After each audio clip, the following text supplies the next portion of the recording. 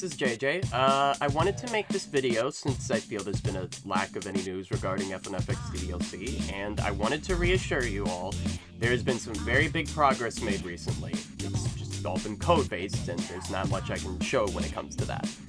So you're probably looking at the title here and thinking, what does this have to do with FNFX DLC?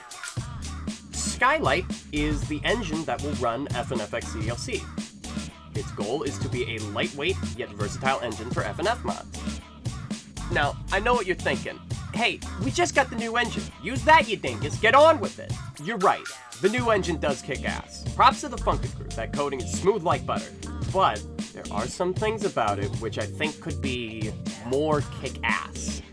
For starters, the way that files are loaded into FNF right now requires them to be in the game's assets folder at build time, where they are logged into the manifest folder.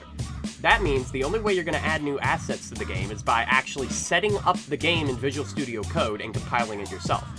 Now, for the longest time, I thought it was impossible to get files from outside the manifest. But no, it's actually so easy, I was pissed I hadn't found this out years ago.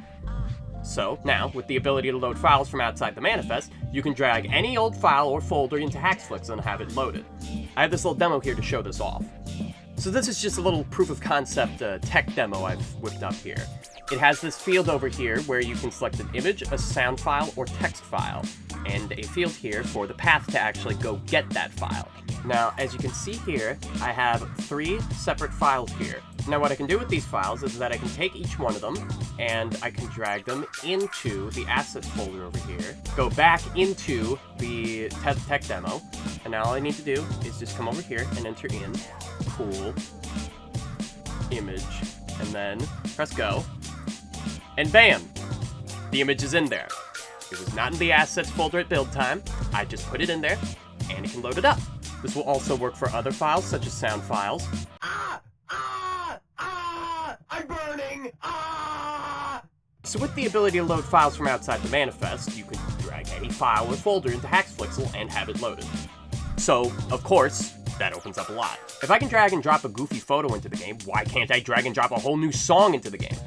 That's how we got here. I've spent time looking at the data structures for the new FNF engine and have come up with a concept for a new file system that allows for this easy drag and drop modability, as well as allowing mods to reference others for assets or even override another.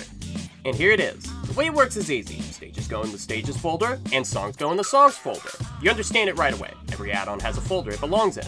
Now, another issue is the internal ID system that FNF currently uses, where the name of the folder something is in is how it's referred to in the code. Now, the problem with this, in terms of modding and add-ons and such, is that folder names are malleable. If there are 2 folders, both being called Pico, containing character data in them, then the engine won't be able to distinguish between them.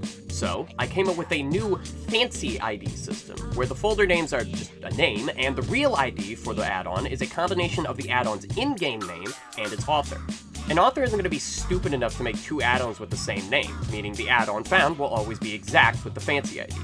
Now, it's possible to add a brand new custom song for Boyfriend by specifying to use Boyfriend by Phantom Arcade. One other addition planned is mod packs. These are basically a separate assets folder that gets used alongside the base one, making it easier to add a group of mods that rely on each other to work correctly, instead of having to add multiple songs individually, maybe forgetting to add the characters and the stages needed for them. They can all be placed together in a mod pack, and the mod pack added with one click and drag.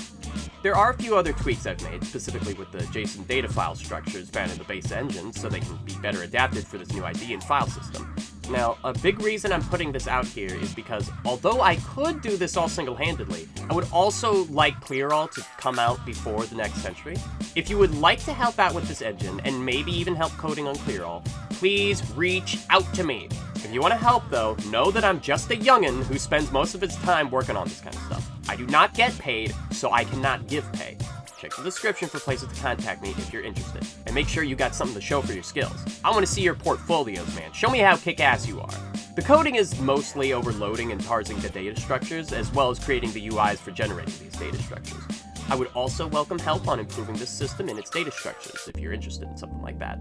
And hey, if you can't code but want to help out, spread this video around. Maybe you got a friend who codes and would be ecstatic to help. Send him my way, I want to meet that friend. Alright, I've run out of things to say. See you later.